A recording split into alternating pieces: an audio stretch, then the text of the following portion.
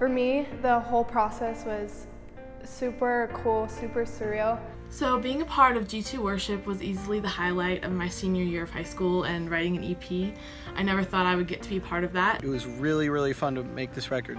Super cool, just hanging out with the band, having fun, getting together and writing and practicing. It really brought us closer together. A lot of us had known each other for a really long time, since elementary school, and we led worship and played on worship team, just played music together for a really, really long time, probably since middle school, and we kind of wanted to make something that would document that time in our lives.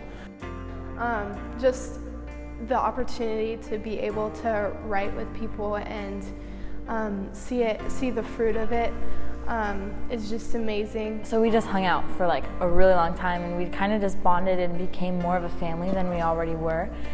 And so we started playing the songs at G2, and people like asked us like, where were those songs from? Like, they're really cool. And we're like, oh, that's like us, we wrote them. And we were like, okay, this is like a really cool opportunity. So we were in a season not many people knew at the time, but we were really struggling with some things where we weren't able to conceive and have a child. And this was a 5-year struggle where we just didn't see the fruit of what we really felt like God promised us.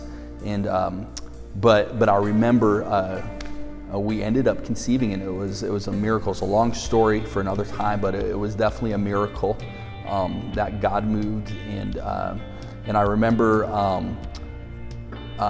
we had our baby September 4th, Asher Fox. We had our baby September 4th.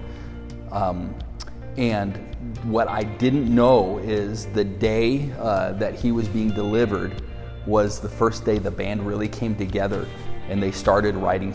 Now with Your Love Is Enough, that one was fun. That one developed over various writing sessions lyrically, and one of those was in my garage with the Jax battling. It was just him and myself, and then he's like, "Hey, what if you led it?" And I was like, "Wow, I guess I could do that."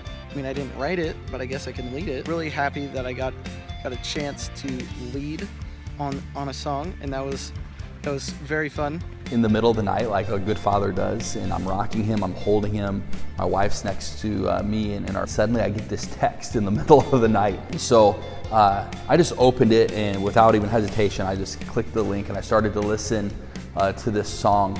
I'm just listening to this beautiful song, and I remember my wife looked over at me, she goes, "Is that Elevation Worship? Did they drop a new album?" And it wasn't. I said, "No, these are our other babies, these are our kids." And we gathered around on a circle on stage, and he said, "I feel like you guys should start writing songs. Like, God's put that on my heart, and I feel like you guys are talented and you can do it with the gifts that God has given you."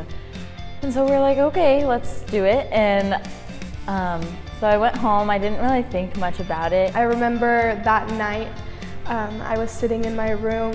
It was like late. I just couldn't stop thinking about things. My brain wouldn't turn off, and all of a sudden I had this line and this short little melody come to my head, and I grabbed my journal immediately. The night before the first writing session we had planned as a team, I was fiddling around with this piano line I'd written when I was younger, and kind of moved it around and put it together and put some words to it. And the next morning it kind of developed a little more into what's now Forevermore.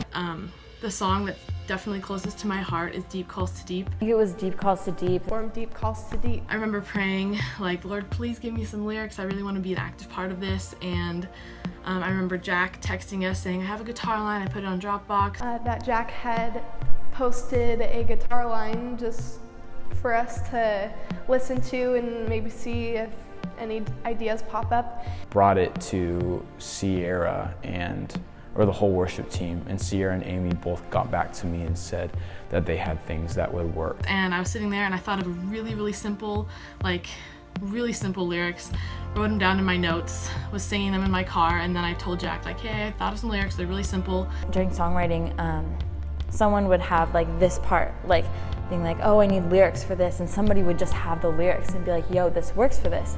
And it just all flowed, and I think that was totally God. It wasn't us at all.